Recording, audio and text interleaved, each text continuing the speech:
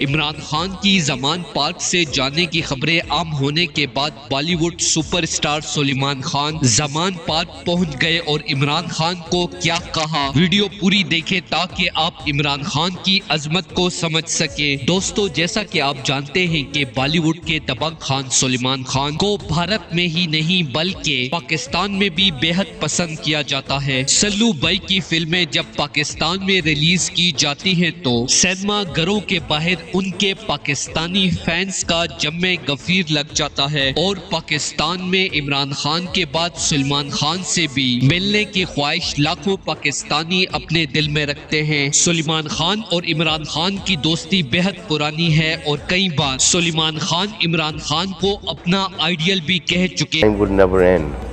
The ups and downs. Funda being, you're successful, you got to work much harder.